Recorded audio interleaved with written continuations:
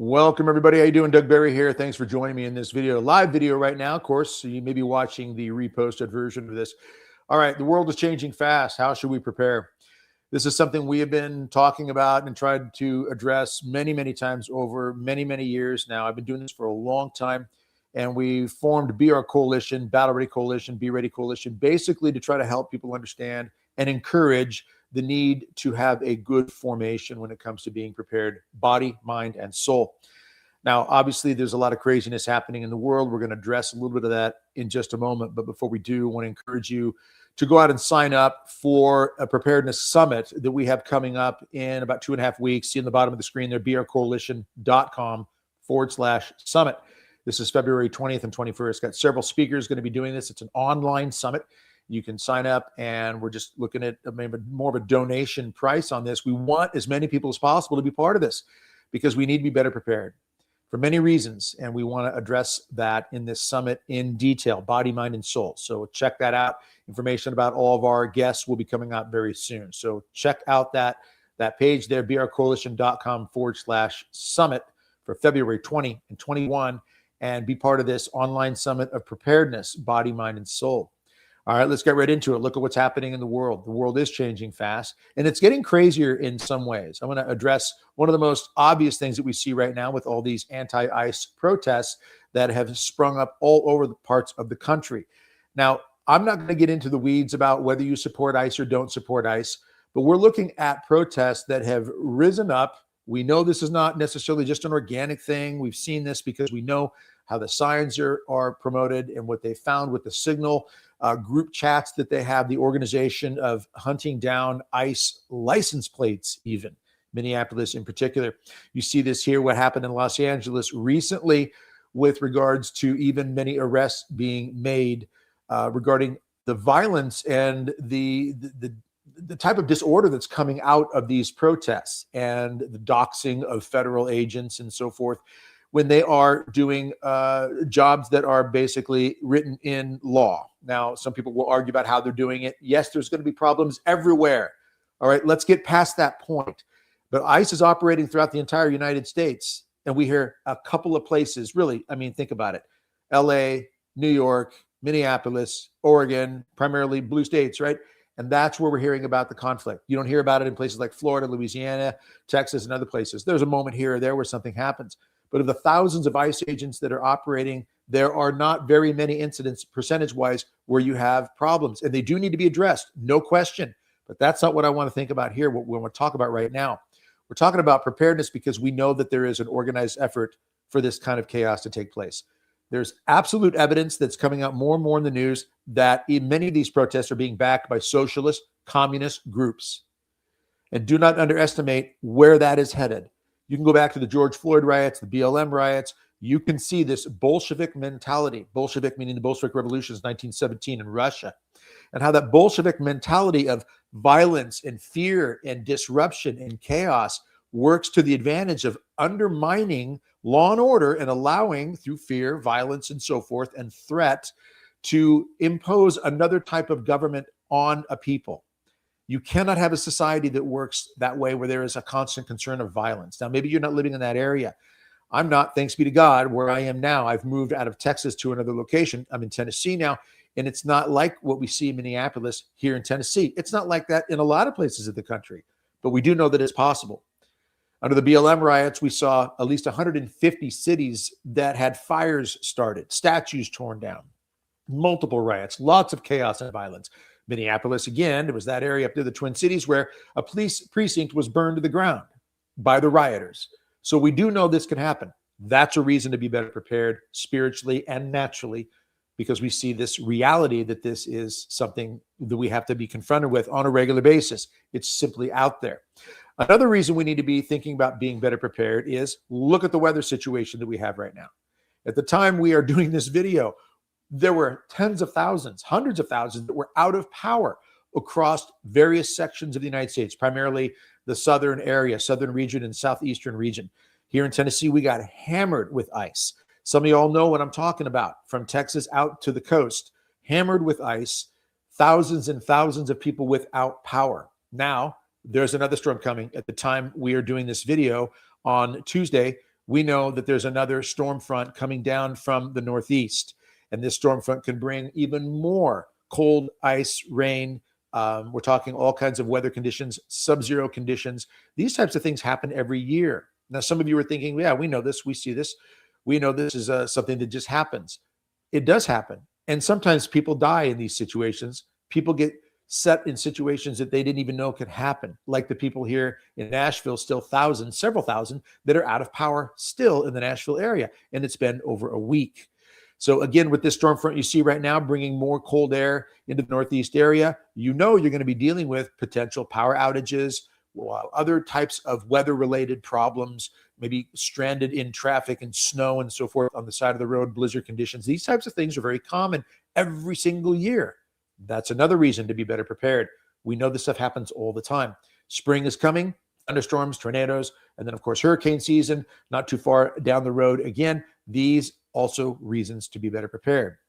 In addition to that, weather issues and the anti-ice protests is an example of potential chaos or real chaos that rises up in our society. We also have our political world right now, which is really unhinged in some ways. And you know that word unhinged, we use it a lot in politics. It is crazy. It is a type of, as Father Chad Ripperger mentioned in a recent podcast on the U.S. Grace Force, he talks about a certain type of lunacy. Really, you could refer to it as a diabolical disorientation or some sort of diabolical lunacy that's going on. Check this guy out, Elliot Forehand. This is a guy who's running for Attorney General in Ohio. And he has come out, and part of his campaign, you can look this up, this is absolutely true. He has said he wants to kill Donald Trump. And then he explains in a video. Now, this guy's an attorney, by the way. You cannot make this stuff up. This is a guy who says in the video, what I mean by wanting to kill Donald Trump is, to paraphrase, find evidence against him that is worthy of the capital punishment, of executing the man. He does not hide this in the video. He wants to find evidence against Donald Trump, find him guilty in a jury of his peers, worthy of capital punishment, and execute that capital punishment. That's what he means by wanting to kill Donald Trump. So he's taking it literally. This is not a figurative statement that he's making. He himself says this. How in the world do we think with that kind of crazy, insane sort of approach, he could even run for office anywhere?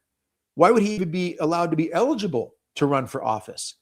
And yet one of the scarier pieces of this puzzle is that there are people who will agree with this. Another reason for us to be prepared, because these are indicators, very telling signs of our society. So whether it is the concern of weather conditions, which we just talked about, people still in the midst of it in Nashville and other places of the country, whether it's fire, hurricane, tornado, thunderstorms, ice storms, epic 100-year, historic events, epic biblical proportion weather patterns that can really shake the world that we live in. Those are reasons to be better prepared. Whether it's getting stuck in the snow, knowing that you have the right equipment in your car to make sure that you're safe and that you're thinking ahead with regards to extra gas in the gas tank, extra clothing to keep warm, especially if you have others that have been entrusted to your care. That's another reason to be thinking about why we need to be better prepared, spiritually and naturally, but also because we've got examples of the craziness, the lunacy, the diabolical disorientation of our society.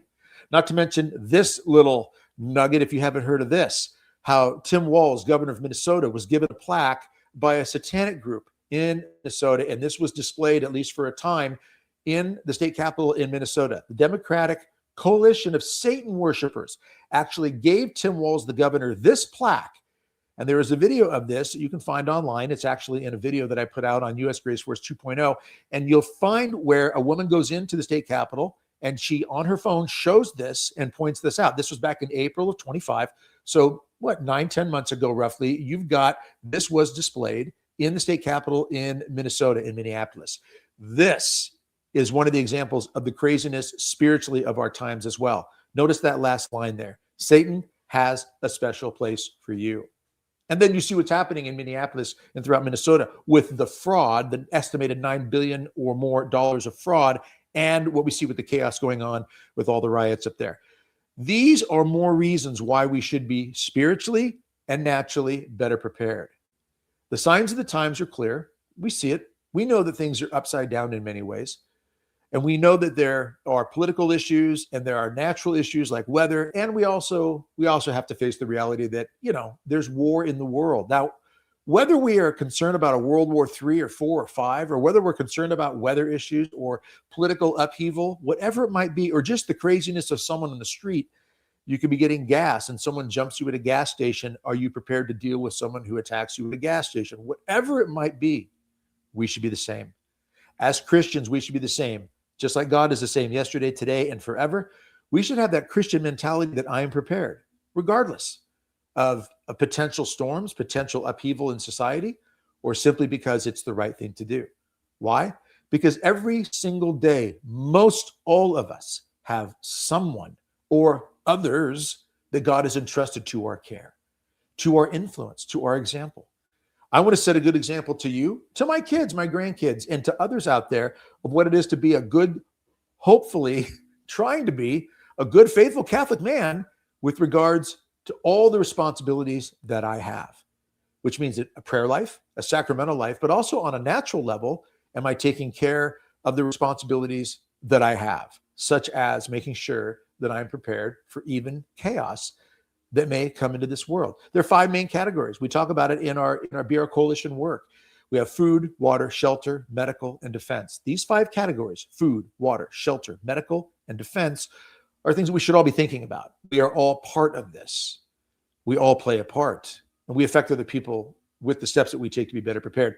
And a balanced individual with regards to a prayerful life and a common sense life. And I think that there's a certain, let's call it common sense theology that we should be thinking about. When I say common sense theology, when Jesus says certain things in the Gospels, when we read certain things in places of Scripture, they don't have to be explained in detail. Like, you don't have to be told directly, clearly, step by step in the Bible how to care for your baby if you have a baby. Change the diapers, make sure they've got the right protection, food, warm, cared for, loved, all these types of things. The Bible doesn't have to detail that out. Being a good parent means you figure out how to take care of your baby. Well, any other area, it's really similar. So when God talks about us being attentive to the times, like when it comes to having the right lamp oil, these types of things, and when you don't have it and they go to get it and the bridegroom comes and they come back and the door's already been closed, is this not God saying to us, be prepared? So there are many things we need to be thinking about spiritually and naturally, common sense preparedness, common sense way of thinking about our relationship, even with God and with one another. And to be that same Christian today, tomorrow, and the next day as someone who, whether there's a crisis impending or not, I'm prepared. And if a crisis does come upon me, I'm prepared. And I'm at peace with it. And that's the thing we want.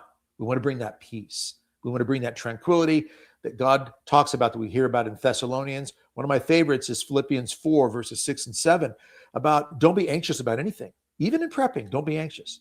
But with prayer, supplication, thanksgiving, give it all to God. And then the peace that surpasses all understanding can be given to you by God. That peace that will protect the heart and the mind in Christ Jesus. That's what we're aiming for. And so what we want to help you with this Preparedness Summit in coming up in just a couple of weeks here, February 20th and 21st. Again, go out to that website, brcoalition.com/summit, and get signed up for this and spread the word about this. We're going to have great guests on there from Friday evening, Saturday morning. Several talks are going to be addressing how we prepare body, mind, and soul, how we emotionally, psychologically prepare for things, and how we have that balanced relationship with one another and that deep relationship with God that brings that peace that surpasses all understanding. So again, check out that page there, brcoalition.com/summit. I hope and pray you will join us in this and spread this word to others. There are a lot of people right now that are still reeling from what has happened with this recent storm that came upon us in the southeast part of this country, central and southeast, and then one that's now starting to hit from the northeast very soon here in the next day or two. These are reasons to remember. There are people out there who need this type of information, and you can help by sharing this information with them so they can come and join this summit. So check it out. Check out that channel. You can find the link in the description, and we look forward to seeing you very soon. God bless you and strengthen you.